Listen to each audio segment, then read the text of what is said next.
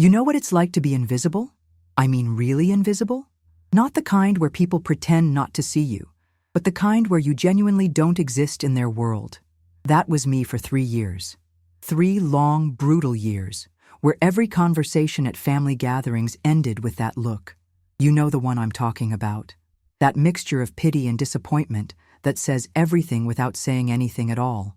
My name is Sarah, and until I was 32 years old, I was what my family lovingly called the unemployed one.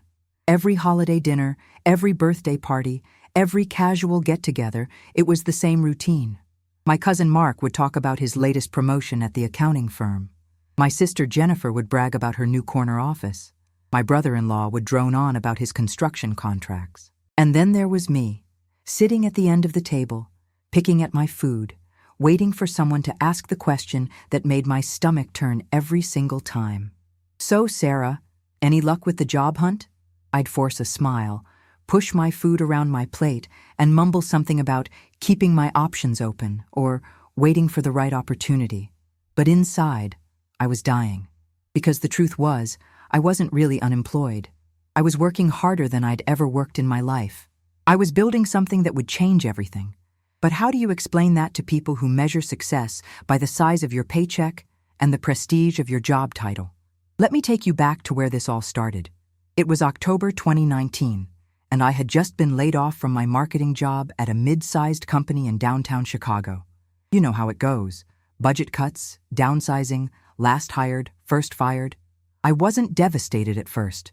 I had some savings, a decent severance package, and honestly, I was kind of relieved. The job had been sucking the life out of me for months. Endless meetings about meetings, campaigns that went nowhere, a boss who treated creativity like a 4-letter word.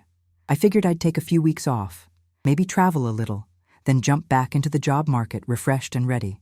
But then something happened that changed everything. I was scrolling through social media, avoiding job boards for the 100th time that day, when I saw a post from an old college friend.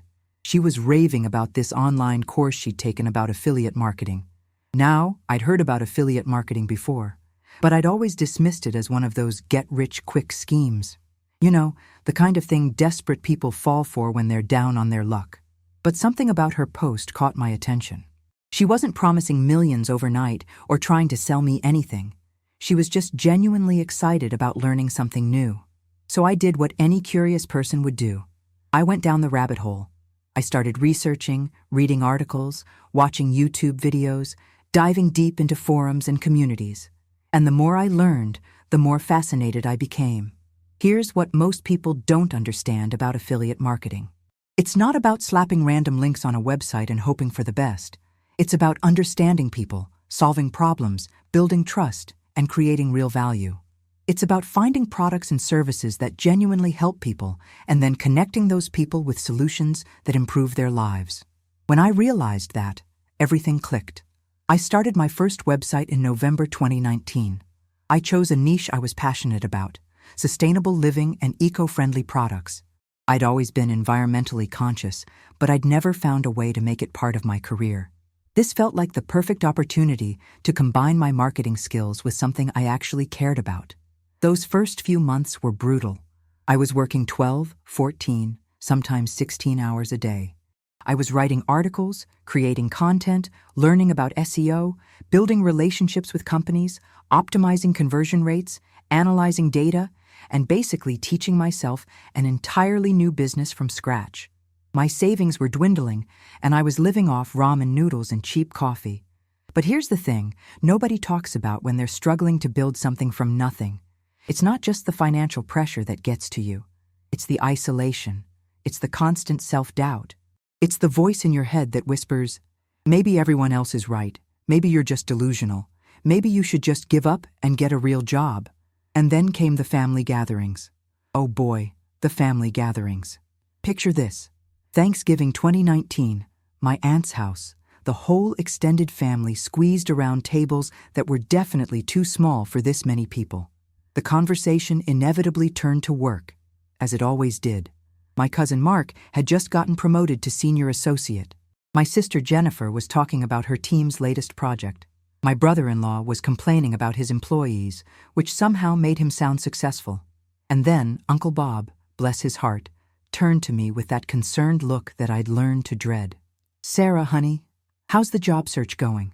It's been a few months now, right?" I took a deep breath and launched into my explanation. "Well, actually, I'm not really looking for a traditional job anymore. I'm building my own business online. I'm working in affiliate marketing, creating content about sustainable living, and connecting people with eco-friendly products that can help them reduce their environmental impact while saving money." The table went quiet. Not the good kind of quiet where people are impressed and want to hear more. The uncomfortable kind of quiet where people are trying to figure out how to respond to someone who's clearly lost their mind. My dad was the first to speak. "So you're unemployed?" "No, Dad. I'm self-employed. I'm building a business." "But you're not making any money yet." "Well, no, not yet, but I'm building something that will generate income. It takes time to—" "So you're unemployed." And there it was. The label that would stick with me for the next 3 years. No matter how hard I tried to explain what I was doing, no matter how many hours I worked, no matter how much I learned and grew and developed as an entrepreneur, I was unemployed. I was the family disappointment, the cautionary tale, the one who couldn't get her act together.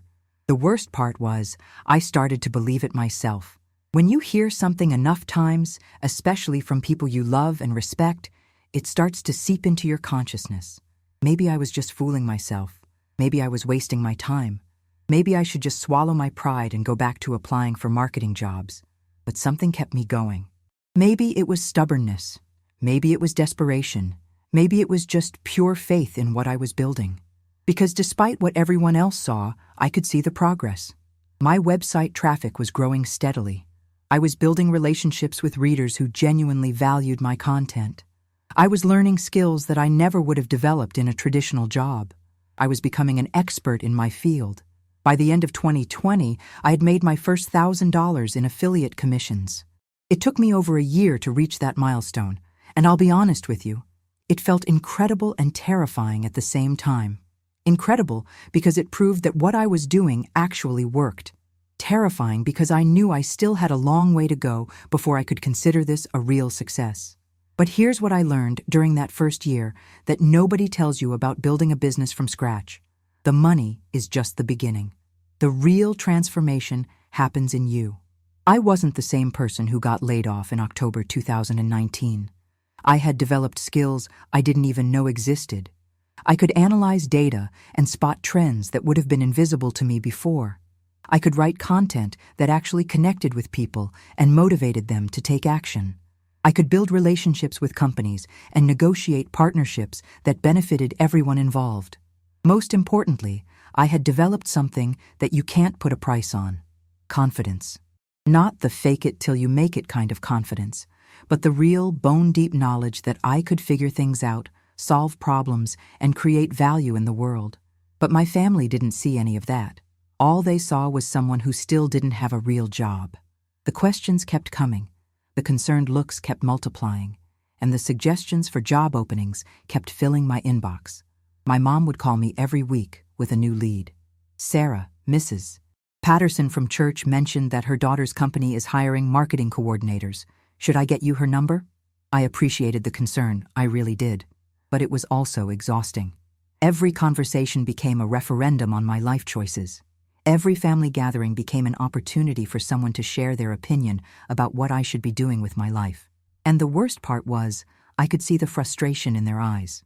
They thought I was throwing my life away, and they couldn't understand why I wouldn't just accept their help. 2021 was the year everything started to change, but it was also the year I almost gave up entirely. My business was growing, but slowly. I was making consistent income, but it wasn't enough to really impress anyone. I was still living in my small apartment, still driving my old car, still shopping at thrift stores and clipping coupons. From the outside, I looked like exactly what my family thought I was, a 30-something woman who couldn't get her life together. But I was building something bigger than they could see. I was creating multiple income streams, diversifying my revenue sources, and scaling my operations. I was partnering with bigger brands, launching my own products, and building an email list of engaged subscribers who trusted my recommendations.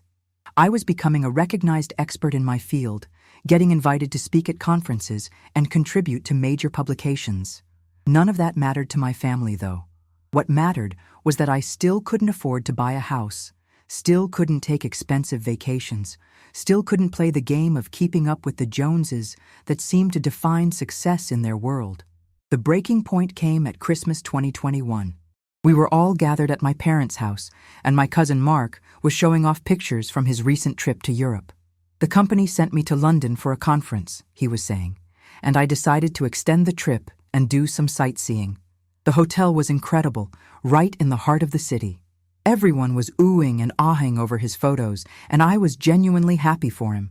But then my aunt chimed in with a comment that felt like a knife to the heart.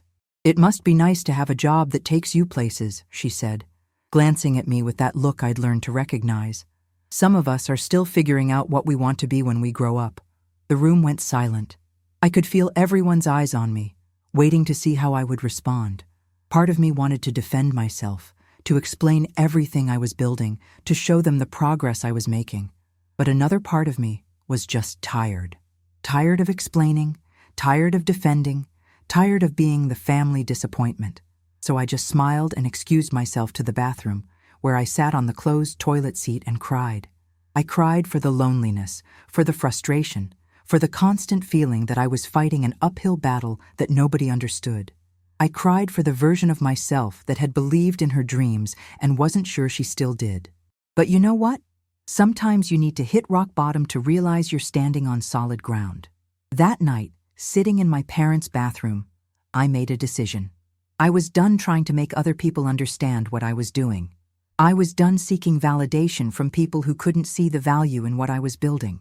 I was going to focus on my business, trust the process, and let the results speak for themselves. And that's exactly what I did. I threw myself into my work with a renewed sense of purpose. I stopped going to family gatherings where I knew I'd just be subjected to the same questions and comments. I stopped answering calls from relatives who wanted to share job leads with me. I stopped trying to explain my business to people who had already decided I was failing. Instead, I focused on growing my audience, improving my content, and building stronger relationships with my business partners. I launched a coaching program for people who wanted to start their own affiliate marketing businesses. I created digital products that solved real problems for my audience. I diversified into multiple niches and started building a network of websites that generated passive income. And slowly, steadily, everything started to compound. The income that had been trickling in became a steady stream. The steady stream became a river. The river became a flood. By the end of 2022, I was making more money than I had ever made in any traditional job. But more importantly, I was making it on my own terms, doing work that I was passionate about, helping people solve real problems. But here's the thing about success. It doesn't always look the way you expect it to. I wasn't living in a mansion or driving a Ferrari. I was still in my same apartment, still driving my same car, still living relatively simply, because I had learned something important during those 3 years of struggle. Happiness doesn't come from impressing other people. It comes from building something meaningful, creating value in the world, and having the freedom to live life on your own terms. By 2023, my business was generating multiple six figures annually. I was working with major brands, speaking at industry conferences, and mentoring other entrepreneurs who were just starting their journeys. I had built something that I was genuinely proud of, something that made a real difference in people's lives. But my family still saw me as unemployed, because I worked from home, because I didn't have a traditional office, because I couldn't easily explain what I did in a single sentence. They assumed I was still struggling, still looking for a real job. And you know what? I was okay with that.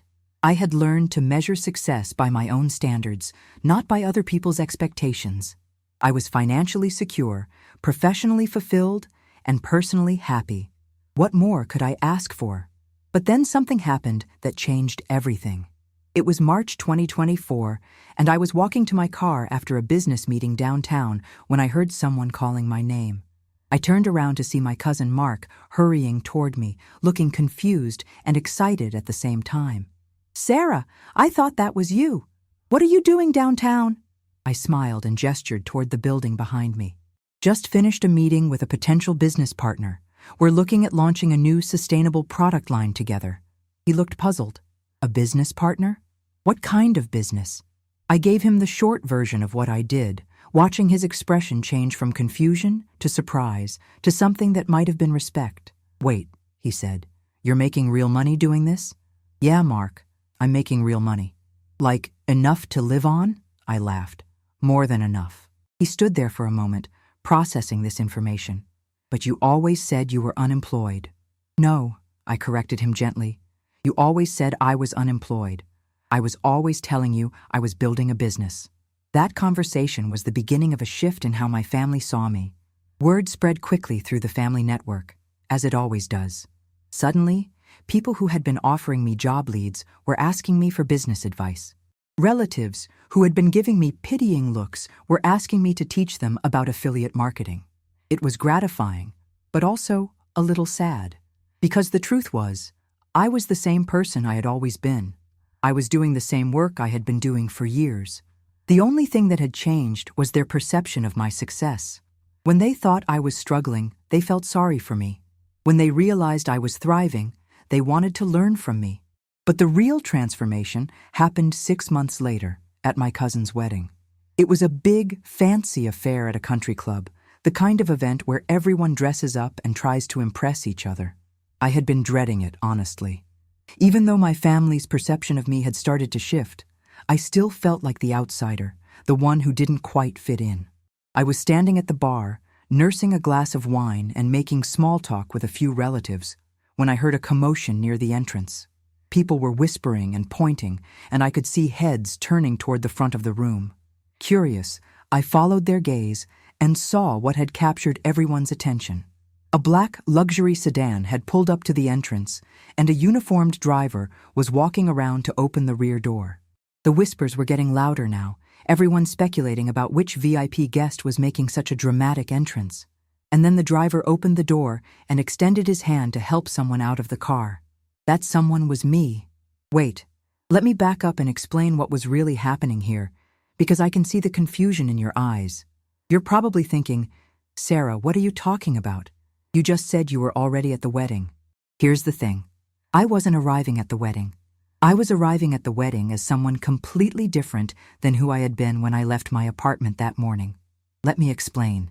Earlier that day, I had received a call from a business associate who was also attending the wedding. He was running late and asked if I could pick up an important client of his who was flying in from New York specifically for a meeting we had scheduled for the next morning. The client was a major investor in sustainable technology companies, and this meeting could potentially change the trajectory of my business.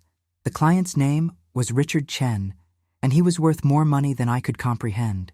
He had invested in dozens of companies that were revolutionizing the green technology space, and he had specifically requested to meet with me after hearing about my work in the sustainable living market. When I arrived at the airport to pick him up, I was expecting to drive him to his hotel in my modest sedan. But Richard had other plans. He took one look at my car and shook his head with a smile. "Sarah,